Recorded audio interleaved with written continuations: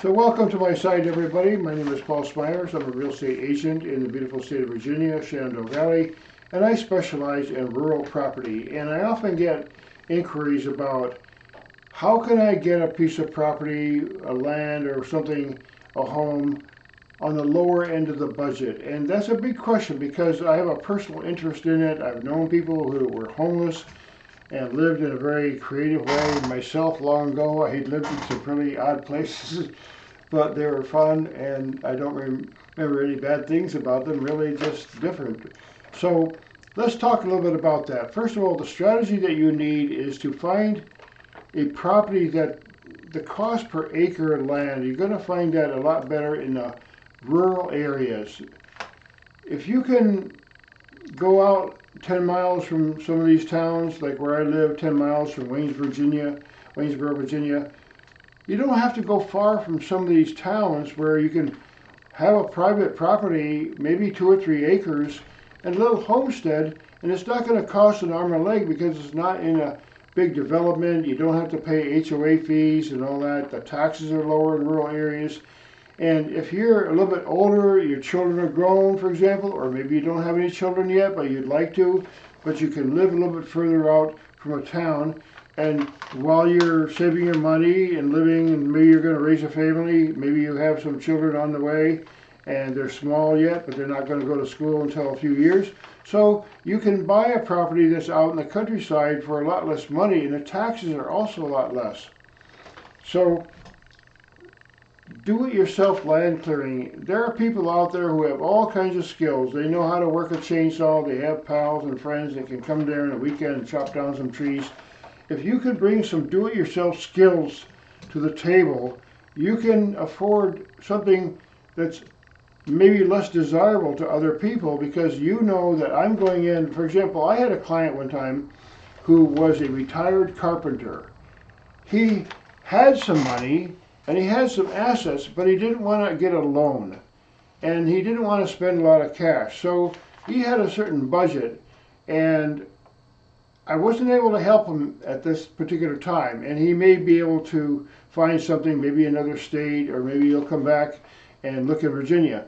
But the point is that there are properties out there, if you can bring, for example, even a carpenter, he said he could build anything, he could fix up anything. So if you're that kind of person, you can buy something that nobody else wants, and you can do something fantastic with it.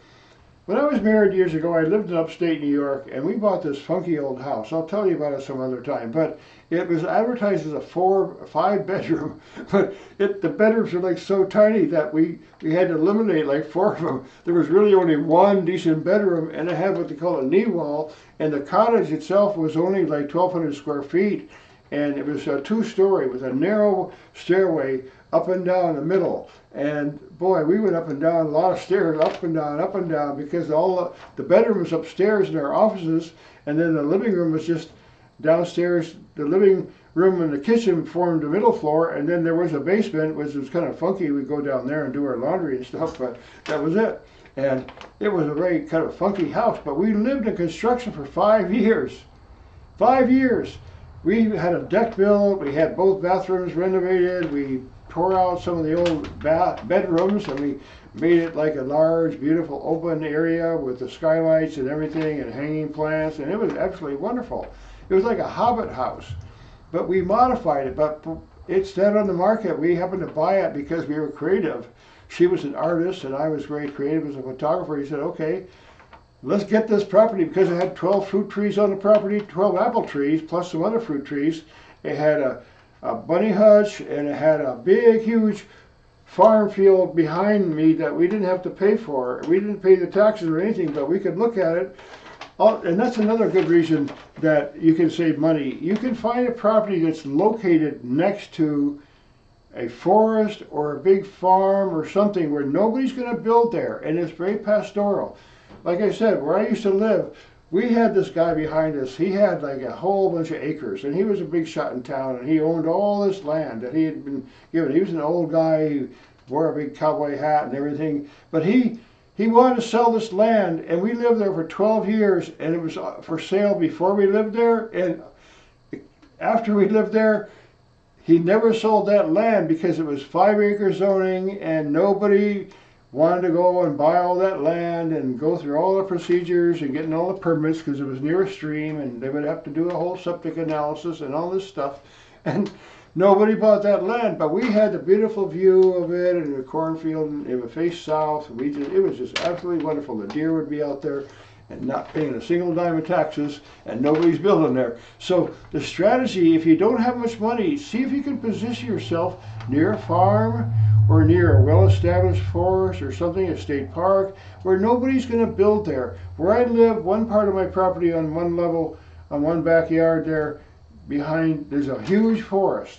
It's 77-acre farm and half of it's forest, and nobody ever goes there. Nobody's going to build there.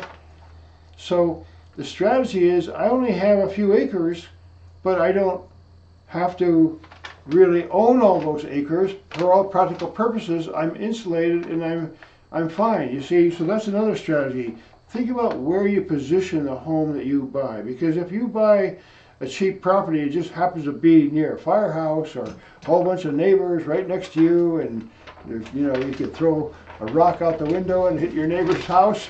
No, look for the areas in the country where it's a little bit more space, and when there's open land, a lot of times it's cheaper, especially if you can buy a quantity. Now, sometimes you can not afford a whole 100 acres or something. At one time I saw a property going, it was 100 acres and it was going for like $1,000 an acre. Now I had some, you know, some not cons about it, but it was still 100 acres and it stayed on the market for a long time. But that's another thing I was going to mention, that if you can clear trees, there are a lot of people who are adept at chainsaws. They're excellent. They can do all kinds of work. They have pals. They have a truck. They have everything they need. They can clear a property. There's machines out there now that can just do an amazing job on clearing land. If you have access to that machine, you could buy a piece of property that had timber on it. For example, I met a client one time who said that they bought a property for $100,000, but they sold $75,000 worth of timber on it. You see, so there's things that you can do with your strategy. Think about more than just a mortgage payment, more than the land payment, and think about the options of what you can do with land, because if you buy the right property, for example, one more thing on my list here is a mobile home on its own land. I've talked about this in some of the other videos I made. One of the best bargains that you can find now is if you find out in the countryside a mobile home. It could be on 5 acres. It could be a farm. It could be a really beautiful place with fantastic views, but it just happens to be a mobile home. Now, the nice thing about that is that it already has a septic and a well and a driveway. It might have a garage. It might even have an accessory apartment, a chicken coop, a dog pen, fencing. If you find a mobile home on its own land in the right place and you can afford to get it, it's going to be on the lower end. You're probably going to have to pay a high percentage of cash. Sometimes you have to make a deal with the owner of the property. Sometimes you can make a financing for a few years. But I've covered that in another video of mine. But think about the strategy, the overall strategy you have of how can I find the cheapest possible property that what you bring to the table makes a huge difference. Because, for example, some people find a piece of land and they don't know what to do with it. They figure, well, that acre is all wooded. I found a piece of property one time that was 2 acres for $15,000. Now, it happened to be in a small development and it was all wooded. I thought to myself, 2 acres, it was a decent road, it was a decent property. It wasn't that big trees. It wasn't really a difficult thing. It had access from the cul-de-sac end and also had access from another road. So somebody finally bought that property for $15,000 there. So if you find the right kind of property in the right area, again, rural areas is where you're going to find the best location for cheap land. Yes, there's land out in Colorado or Utah, Montana. It's way the heck back there. Yeah, you can buy, maybe it's $500 an acre, I don't know, but you have to buy land that's accessible and useful, and it's not that bad. In some areas of the country, Like in Virginia, the mountains, we have mountains here, but they're not really the Himalayas. They're not too steep. They're not the Rockies. You can manage them. You can build on them. You can clear them. There's roads back in there, see? So I encourage people to look around in the rural areas of the country. I'm a specialist here in Virginia, and I'll go through this list here quickly here. Mobile homes, I talked about that. Recreational land and camping, you can get land with the right zoning. And for all practical purposes, if you put a decent tent there and go pee in the woods or whatever, you're going to be fine. Nobody's going to bother you. And probably there's going to be people up the road near you that are doing the same damn thing.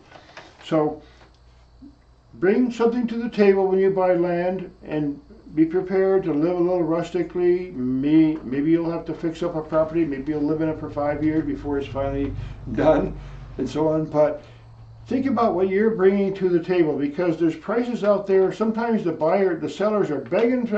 There are properties that sit on the market for a long time because nobody has the imagination or the skills or ability to do anything with the property. But there are some buyers that are very clever and say, I can do that. I can bring my friends. I can clear some land. I can make a cottage or something there. So that's a little bit about how you can approach the buying of a home and establishing yourself on a property for a low budget. I talk about this a lot because it's a passion of mine. It's one of the reasons I got into real estate in the first place, because housing my children, my grandchildren, and there are lots of people in the world, in our country, who need a place, and it's very difficult. If you think about it creatively, just be creative. There are people who live in New York City, for example. I was married to a woman who had an apartment in New York City for her work, and let me tell you a little bit of it. Her oven was a storage. She didn't use her oven. She kept books in there. You understand? There are people who live in the world of very, very compact, strange, tiny one-bedroom little places. If you're creative and you can live a little rustically for a while and do something with your tools and your friends and family, you can make something out of what nobody else wants. So that's a little bit of a nutshell of what I'm talking about. It's a passion of mine. I'd love to hear stories. People can share their stories about how they got into real estate, or how they owned a property, or how they got a home finally in some creative way. So tell me about it. I love the comments, and I'll respond. Thanks again for listening. Please like and share. It helps a lot. Thanks.